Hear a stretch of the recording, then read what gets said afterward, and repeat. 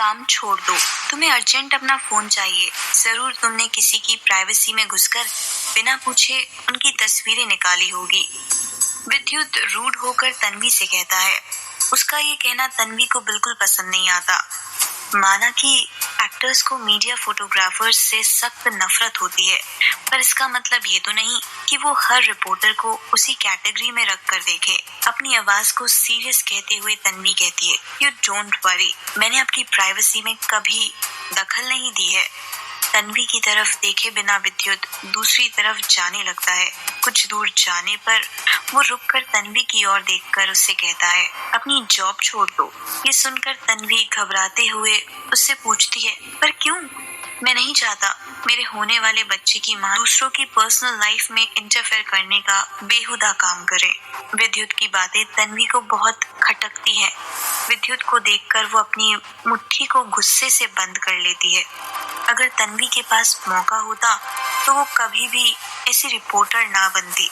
उसके भी अपने सपने थे, अपनी उम्मीदें थी, पर जिंदगी की करवट ने उसे इन सब से दूर कर दिया।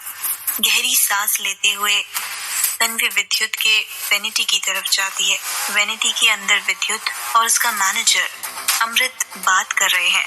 दरवाजे के पास खड़ी तन्वी अंदर की सारी बातें सुन रही है।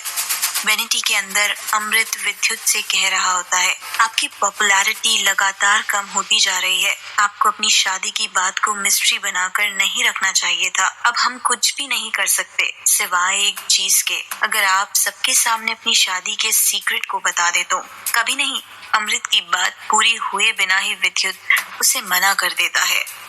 विद्युत को अपनी शादी की बात दुनिया को बताने से कोई दिक्कत नहीं है। वो तो बस अपना नाम तन्वी के साथ जुड़ा हुआ नहीं देखना चाहता। वो जानता है कि अगर सबको उसकी और तन्वी की शादी के बारे में पता चल गया तो जिंदगी भर तन्वी का नाम उसके नाम के साथ जुड़ जाएगा।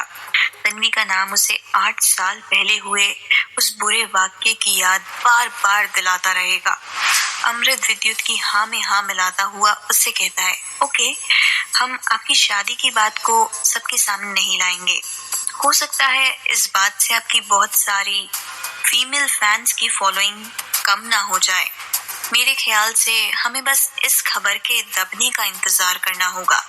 वैसे आपकी पॉपुलैरिटी को देखकर ऐसा लगता तो नहीं है कि ये खबर इतनी जल्द मार्केट से बाहर होगी। मिस्टर विद्युत, अब हमें क्या करना चाहिए? विद्युत बिना कुछ रिएक्ट किए अमृत से कहता है, तुम मेरे मैनेजर हो, इस बात की फिक्र तुम्हें करनी चाहिए। अमृत बिना कुछ जवाब दिए चुप रहता है। तन्वी एक नजर अंदर की तरफ देखती है, जहां अमृत के चेहरे में परेशानी साफ दिख रही होती है। वहीं दूसरी तरफ विद्युत अपने सोफे में आराम से बैठकर अपनी स्क्रिप्ट पढ़ रहा होता है। इतने में खिड़की से आती हल्की रोशनी उसके चेहरे पर पड़ती है। उस रोशनी में उसका चेहरा और ज्यादा अट्रैक्टिव हो जाता है। विद्युत को देखकर तन्वी का दिल रुक सा जाता है। विद्युत की शादी की खबरें कई दिनों से मीडिया में ट्रेंडिंग है। वहीं इन सब बातों से विद्युत को भी फर्क नहीं पड़ रहा है। विद्युत को पैनिक ना होते देखकर अमृत की घबराहट भी कुछ कम हो जाती है और वो रिलैक्स होकर वेनिटी से बाहर आ जाता है। तन्वी एक नजर फिर से विद्युत की तरफ देखती है और दरवाजा बंद कर देती है। अमृत की बातों के बारे में सोचकर तन्वी खुद से कहती है, मिस्टर विद्युत से जुड़ी हर रूमर्स का सेटलमेंट अब मैं ही करूंगी। इतने में अमृत उसके पास आकर उससे पूछता है, मिस तन्वी, आप यहाँ क्या कर रही हैं?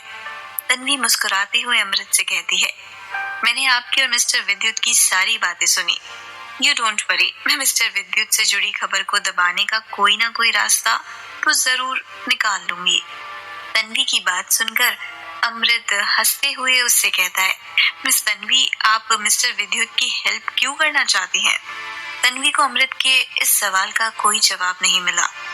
कुछ देर सोचकर वो बहाना बनाकर उससे कहती है, मेरी यह मदद मिस्टर विद्युत से एक फेवर लेने के लिए है।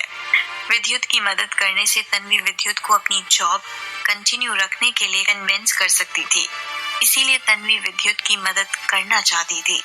अमृत को भी ऐसा ही लगता था। उसके जाने के बाद तन्वी वेनिटी के बाहर इधर उधर घूमने लगती है। अचानक से उसके पास रखा सेल फोन बजता है, बिना ये रियलाइज किए कि ये फोन दरअसल विद्युत के लिए आया है। वो फोन को रिसीव कर लेती है। फोन उठाते ही तन्वी उसे कट करने वाली होती है कि फोन की दूसरी तरफ से एक आवाज सुनाई देती है, मिस्टर विद्युत, मैं यामिनी बोल रही हूँ। तन्वी हैरान होकर यामिनी की बातें सुनने लगती है। क्या कल की बातें काफी नहीं थी जो इसे आज भी मिस्टर विद्युत से बात करनी है? अपने मन में ये सब सोचते हुए तन्वी विद्युत को उसका फोन लौटाने ही वाली होती है कि फोन की दूसरी तरफ से यामिनी फिर से बोल पड़ती है, मिस्टर विद्युत, कल के लिए आई एम रियली सॉरी। कल मैं बहुत ज्यादा डरी हुई थी और इसीलिए मुझसे इतनी बड़ी गलती हो गई। प्लीज आप मुझसे नाराज मत होइए, मुझे अपनी गलती का अंदाजा है। यामिनी की बातें सुनकर तन्वी बिल्कुल चुप है। इतने में अचानक उसे खांसी आती है। इतना सुनते ही फोन के दूसरी तरफ से यामिनी बोलते बोलते चुप हो जाती है। घबराती हुई यामिनी फोन पर पूछती है, क्या आप मिसेस नुमानी बोल रही हैं? तन्वी अब भी बिल्कुल चुप रहती है। यामिनी फौरन कहती है, मिसेस नुमानी, ये आप ही है ना? प्लीज मुझे गलत मत समझिएगा, मेरी और मिस्टर विद्युत के बीच में कुछ नहीं है। We are just good friends. Tanvi अभी भी खामोश है। Good friends my foot. क्या यामिनी को अभी भी लगता है कि मैं बेवकूफ हूँ? तन्वी मन ही मन सोचती है। वहीं यामिनी की बातें सुनकर उसे बहुत हंसी भी आ रही होती है। अपनी हंसी को कंट्रोल करते हुए वो यामिनी से कहती है, मिस यामिनी, मैं आपको बिल्कुल गलत नहीं समझ रही हूँ। आपके बारे में विद्युत ने मुझे कल ही बताया था। मिस्टर विद्युत ने मेरे बारे में क्या कहा आपसे? यामिनी खुश होकर पूछती है। वो कह रहे थे कि आपकी आंखें सर्जरी की वजह से काफी ज्यादा बड़ी हो गई हैं। ये सुनकर यामिनी बिल्कुल शॉक्ड हो जाती है। वहीं तन्वी पोलाइट होने की एक्टिंग करते हुए यामिनी से कहती है, क्या मैंने कुछ गलत कह दिया? प्लीज मेरी बातों को गलत मत समझिए, मेरा वो मतलब बिल्कुल नहीं था। तन्वी यामिनी के गुस्से को इमेजिन कर पा रही थी। ये सोचकर वो मन ही मन बहुत खुश होती है। उसे लग रहा था कि इतना सुनकर यामिनी फोन रख देगी, पर उसी वक्त यामिनी फिर से कहती है, एक्चुअली मिसेस नुमानी, एक बात है जो मैं आपको बताना चाहती हूँ। दरअसल मिस्टर विद्युत कल काफी देर तक अपनी वेनिटी में गॉसिप न्यूज की रिपोर्टर के साथ अकेले थे। ये सुनकर तन्वी चुप हो जाती है और कुछ देर सोचकर वापस कहती है, वैसे मैं इस बारे में जानती हूँ। उन्होंने मुझसे कहा कि वो रिपोर्टर उनके इंटरव्यू के लिए वहां आई थी। मिसेस नुमानी, आपको मिस्टर विद्युत पर बहुत यकीन है? यामिनी पूछती है। हाँ बिल्कुल। यू हैव नो आइडिया वो मुझसे कितना प्यार करते हैं, तन्वी जवाब देती है। यामिनी खामोश हो जाती है। एक्चुअली हम दोनों एक दूसरे को बहुत सालों से जानते हैं। इतने सालों बाद भी मैंने उनसे शादी के लिए हाँ इसलिए की क्योंकि मेरे लिए उनके प्यार में कभी कोई कमी नहीं आई।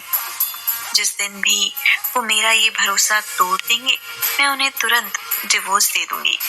तन्वी यामिनी को अपनी इमेजिनरी कहानी सुनाते हुए बहुत खुश हो रही थी। यामिनी के लिए उसके मन में जितना गुस्सा था, आज वो सब कुछ तन्वी उस पर उतार देने वाली थी। अपनी बातों में तन्वी इतनी खोई रहती है कि उसे पता भी नहीं चलता कि विद्युत काफी देर से उसके पीछे ही खड़ा है। तन्वी विद्युत को देखकर एकदम शॉक्ड हो जाती है। विद्युत अपनी वेनिटी के दरवाजे के पास खड़ा होकर तन्वी को देख रहा होता है। विद्युत को अपने पीछे खड़ा देखकर तन्वी बहुत घबरा जाती है। उसके हाथ कांपने लगते हैं। इसी घबराहट में उसके हाथ से फोन गिर जाता है और गलती से उसका स्पीकर ऑन हो जाता है। स्पीकर से यामिनी की आवाज बाहर सुनाई देने लगती है। वाकई मिस्टर विद्युत आपसे बहुत प्यार करते हैं। इसका मतलब उनके और उस रिपोर्टर के बीच में कुछ भी नहीं है। Mrs Numani, you are so lucky. उस वक्त लकी वर्ड सुनकर तन्वी को अपना गला दबाने का मन करने लगता है।